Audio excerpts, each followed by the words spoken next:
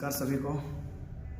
हमारी तरफ से मैं मनीष जोशी, आज़ाद शिवालिक भारत पार्टी का अध्यक्ष, आप सभी को नमस्कार करता हूं।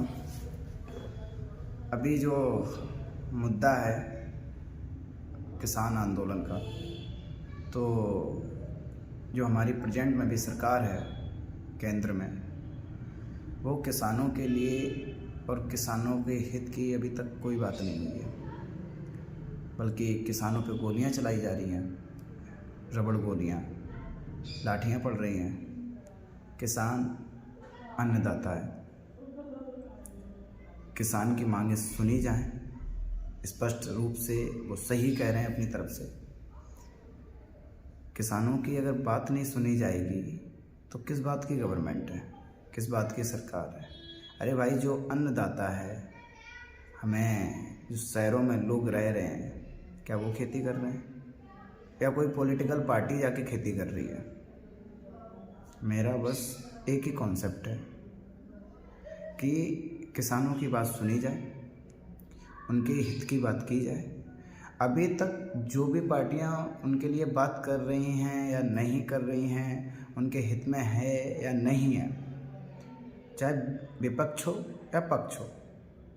विपक्ष इसको समझ रहा है पॉलिटिकल मुद्दा, इसका फ़ायदा उठा रहा है, किसान के हक के लिए कोई बात नहीं कर रहा है।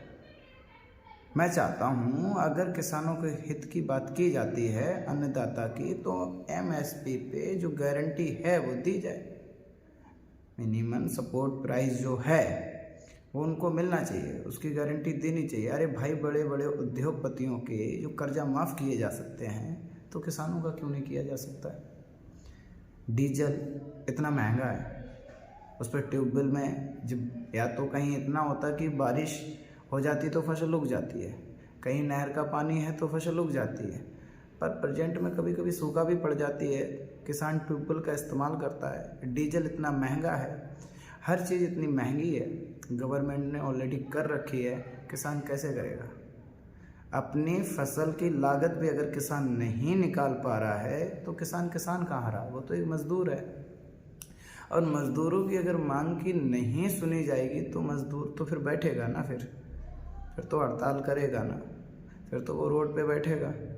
आप सुन ही नहीं रहे ना किसान की सुनिए ना, क्योंकि किसान जब अपना फसल उगा लेता है और फसल को मार्केट में लेके जाता है, तो पहले आड़ती उस फसल को उतरवाते हैं। जो गाड़ी से वो लेके जाता है, पहले फसल को उतरवाया जाता है, फसल को उसके बाद डिसाइड करते हैं उसका प्राइस।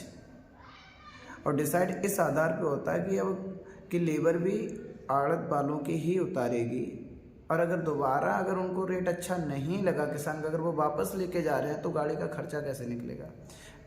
किसान को मजबूरन वो फसल बेचनी पड़ती है कम प्राइस पर। और जब फसल का दौर चला जाता है, वही गवर्नमेंट जो मार्केट में आलू आता है या प्याज आता है या जो भी सब्जी आती है, फिर वो महंगी हो जाती है। अरे भाई, किसान हमको अन्न देता है, अन्नदाता है। जब देश में जब हम अमेरिका से लिया हुआ गेहूँ जब खाते थे ना, जो किसी भी काम का नहीं था, थर्ड क्वालिटी का गेहूँ था,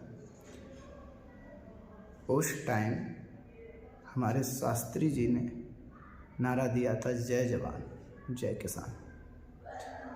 अरे भाई, किसानों की मांग की सुनी जाए, उनका पक्ष रखा जाए, उनका इस्तेमाल मत करो। पॉलिटिकल पार्टियां उनका सिर्फ इस्तेमाल कर रही हैं। और मैं तो किसान भाइयों से कहना चाहता हूं कि आपको प्रॉब्लम है, आपकी मांगें नहीं सुनी जा रही हैं। पहले भी आप लोग बैठ चुके हो, प्रॉब्लम आपने पहले भी क्रिएट की है। आप खुद की क्यों नहीं सरकार बनाते हो? मैं दूंगा टिकट, लड़िए चुनाव अपने एरिया से, लाइए सरकार। आप जब बैठोगे सत्ता में तो आप आपकी जो भी पूर्ति है वो करने के लिए आपकी सुनी जाएगी। हम देते हैं टिकट, आइए हमारी पार्टी से जुड़िए, आज़ाद शिवालिक भारत पार्टी। मैं आपको टिकट दूंगा, आप आइए, चुनाव लड़िए। आप आएंगे सत्ता में, आपकी मांग सुनी जाएगी। जब सरकार नहीं सुननी है तो आपको ये करना ही पड़ेगा। इसलिए करना पड़ेगा क्योंकि नहीं सरकार सुनेगी। क्योंकि आप सत्ता में नहीं हैं और जो सत्ता में बैठे हैं वो आपका इस्तेमाल कर रहे हैं। आप वोट डालिए, कोई नई गवर्नमेंट लाइए। नई सरकार जब लाएंगे, नया प्रशासन होगा, तो इससे बेहतर है कि उसको आजमाने से अच्छा है कि आप खुद बैठ जाइए, आप खुद लड़िए चुनाव। और मैं तो कहना चाह रहा हूँ, पक्ष हो विपक्ष हो, अदर पार्टियां जितनी भी हैं, सबसे कह रहे कि उनके हित की बात सुनी जाए। अगर हम सारा का सारा किसान के ऊपर ही प्रेशर डाल देंगे तो भाई किसान कैसे करेगा। मैं चाहता हूँ कि इसको एक बार सरकार सुने और बात करे, जो भी उनके हित की बात हो सरकार उनकी सुने, उनकी मांगों को सुने, एमएसपी पे गारंटी दे, ठीक है, उनका कर्जा माफ़ किया जाए। अरे भाई बड़े बड़े उद्योगपतियों का हुआ है, नीरज मोदी, ठीक है, विजय माल्या और भी तमाम इतने उद्योगपति हैं जो देश का पैसा लेके भागे हुए हैं, जो भगोड़े हैं एक तौर पे। सरकार कुछ नहीं कर पाई और ना कुछ उनका होगा, तो इससे बेहतर है कि अन्नदाता का भी कर्जा माफ़ किया जाए। नमस्कार, हम यहीं से एंड करते हैं।